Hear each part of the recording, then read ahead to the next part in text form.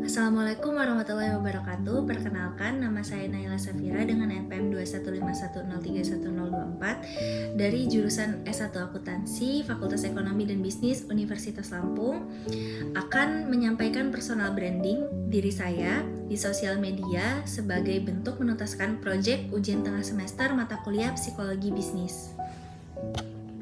Sebelum menjelaskan personal branding saya di sosial media, saya akan menjelaskan terlebih dahulu apa itu personal branding. Personal branding adalah suatu proses pembentukan persepsi masyarakat terhadap diri seseorang yang dipandang sebagai merek atau brand oleh target market. Dalam mengembangkan personal branding di sosial media, terdapat beberapa langkah yang harus kita lalui. Yang pertama yaitu menentukan branding kita. Menentukan branding itu berarti kita menentukan seperti apa kita ingin dilihat oleh orang lain di sosial media. Kita harus menentukan apa yang membedakan kita dan apa yang ingin kita ketahui. Hal ini bisa menjadi keahlian kita, ciri-ciri kepribadian, nilai-nilai, atau kombinasi faktor. Untuk langkah yang pertama, saya membranding diri saya sebagai seorang mahasiswa. Lalu, apa yang membedakan saya dengan mahasiswa-mahasiswa yang lain? Yaitu saya adalah mahasiswa yang aktif dalam kegiatan organisasi.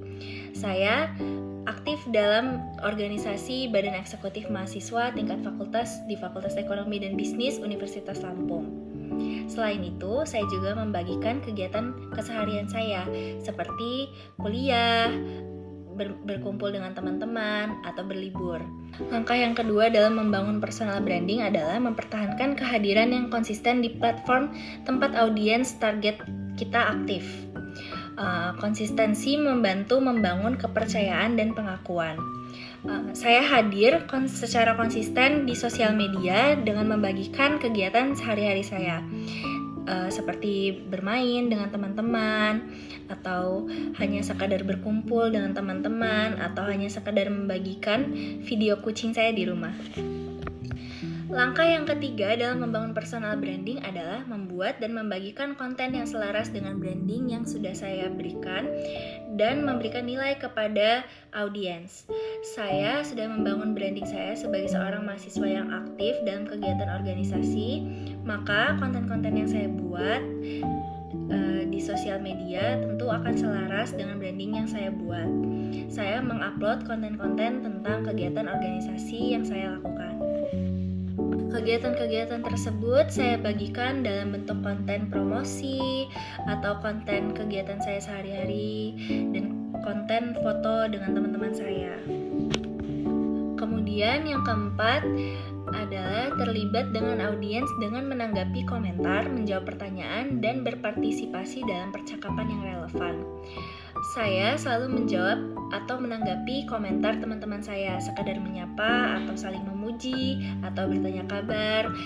Kemudian saya juga selalu menjawab pertanyaan baik itu di kolom komentar atau di direct message dan berpartisipasi dalam percakapan-percakapan yang relevan dengan branding yang saya lakukan. Langkah yang kelima dalam membangun personal branding adalah menggunakan elemen visual yang konsisten seperti warna, font, dan citra untuk menciptakan identitas merek yang kohesif di seluruh profil media sosial. Atau sederhananya, menentukan identitas visual.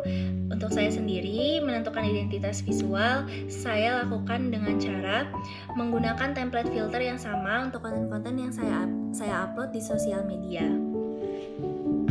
Kemudian langkah yang keenam dalam membangun personal branding adalah menjaga keaslian dari konten-konten yang kita bagikan di sosial media.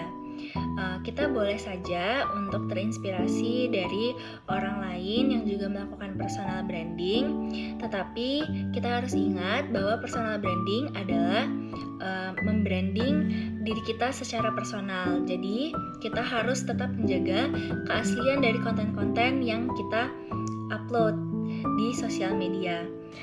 Last but not least, kita harus selalu memantau metrik sosial media secara teratur karena sekarang tren itu mudah berubah.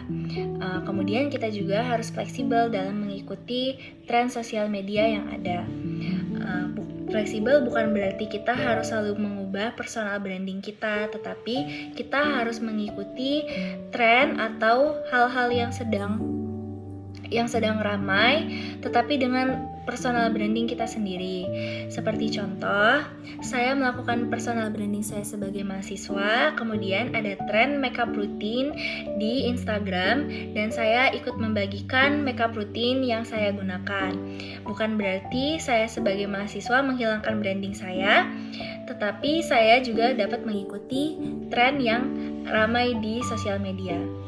Sekian tentang personal branding saya di sosial media. Saya harap video ini dapat membantu. Terima kasih. Wassalamualaikum warahmatullahi wabarakatuh.